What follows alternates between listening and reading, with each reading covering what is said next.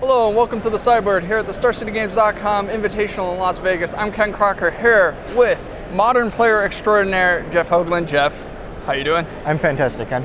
Well, as always, Jeff, you've decided to, march to the beat of your own drum, and we have a modern deck that I presume you're the only player in the room playing. Good chance. Grixis Faeries. Yep. So why Grixis Faeries? First of all, why Grixis? Because Faeries are usually a blue-black deck. Yeah, so as many people who play Modern are probably aware, one of the best cards in the format is Lightning Bolt. It's pretty good. And we're even going so far as basically play 6 Lightning Bolts with the inclusion of Burst Lightning in the main deck. 2 Burst Lightnings? Yep. So the traditional blue-black Faeries has a really hard time against more aggressive decks like Burn and Affinity, and just having a lot of cheap interaction for those matchups makes those matchups go from bad to actually pretty favorable for this deck.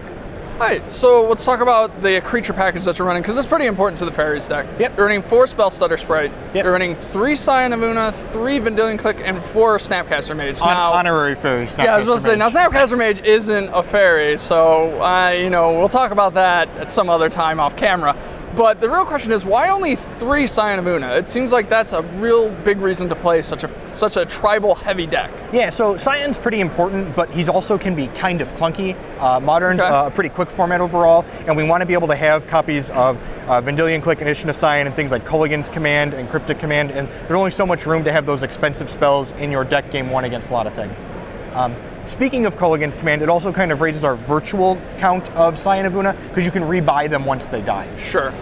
So that's basically what you're splashing black for, is for removal spells in the main deck at least. You mentioned the Culligan's Command. You have 1 Murder's Cut and 1 Dismember. I gotta ask how the black splash affects your mana base. We know that Modern is a format that can have greedy mana bases, but you don't want to get hit by Blood Moon or anything, so... Yeah, I think the mana base in this deck is pretty conservative overall as far as that goes. We've got 8 fetch lands and then 3 black sources, a Blood Crypt, a Water Grave, and a Creeping Tar Pit. Sure. We only have single black spells, period, and we only have a couple of black spells in the main deck. There's no basic swamp, so essentially you just board out the black cards in matchups where you expect to get Blood Moon, and then you can play around it pretty effectively with your 3 basic islands and 8 fetch lands to get those islands. Fair enough. And you probably counter it too, as you're running a pretty heavy counter suite in this deck. You're running definitely. 2 Spell Snares, 2 Cryptic Commands, 3 Mana Leaks, and 3 Mamans. So I have to assume you just weren't throwing darts at a dartboard. Like, why these numbers? So the Mana Leak Remand split is because this deck has a pretty hard time against Lingering Souls, which while isn't super popular, I want to hedge it a little bit. So Remand allows us to do that by picking up the back half. Okay. And because we don't have a lot of hard removal in the main deck, it's important to actually counter things like Tarmogoyfs and Siege Rhinos and other bigger creatures like that. So Mana Leak does that really nicely. Fair enough. So one thing that's really interesting, we go back to the mana base a little bit, is you actually have 6 creature lands in this deck. Only 2 of which come into play taps, so you at least kept down your come into play tap lands. Yep. But you're actually running 4 Mutavault along with 1 Creeping Tar Pit and 1 Fairy Conclave. Yep. Now, I understand that Mutavault's a very important part. It's a virtual fairy, among other things. It's also a human wizard to go with your Snapcaster Mage synergies. Yep. But it has to be hard when you're playing a 3-color deck to play 4 colorless lands. Yeah, so the important thing to note about this deck too is that unlike a lot of blue decks in this format, we're not playing Serum Visions or Anticipates or other cantrips like that. So in order to incorporate these additional color sources, we actually just play more lands than a lot of decks do. So there's 24 lands altogether in the deck. So we have 20 colored mana sources, which is even more than some of the land-like decks play. Sure, something like Zoo probably isn't running that many either. All right, so speaking of those kind of aggressive decks, let's go to the sideboard where you're obviously trying to shore up some matchups. Yep.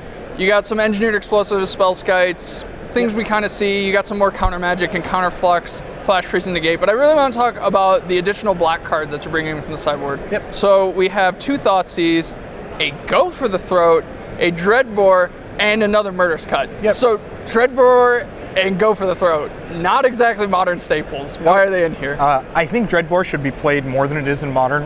The instant speed's important from a card like Terminate, but it's also a drawback because Dispel is very popular in Modern, and with the Grixis decks moving more towards playing Jace, Dreadbore kills a flip Jace for you. It kills a Liliana, it kills Ugin and Karn. As far as Go for the Throat goes, its Can't Destroy an Artifact clause is actually an upside as opposed to a drawback. We have enough removal spells against Affinity that we don't need it, and when you bring it in against things like Twin, they can't Spellskite Go for the Throat because it can't target an artifact creature. Oh, so that's a little nice interaction in Modern, just in case. just maybe shore up that twin matchup that some people might be worried about. Or Infect, they have spell skites to protect their guys, like they can't redirect it. So this seems like a tempo kind of style deck. Exactly what decks do you want to not run into with this kind of deck? The matchups that are hard are the ones that have a lot of big creatures that can't be countered and can't be killed by our red removal. So like the Loxodon Spider, Zoo, Collected Company decks. And mostly things with Loxodon Spider. That card's pretty miserable. Just Loxodon Spider. That's the worst case. Like, don't want to play against that card. So green-white hate bears. Yeah, probably not good. Yeah. They have Vial too to like get their other guys in. So that's probably the nightmare matchup.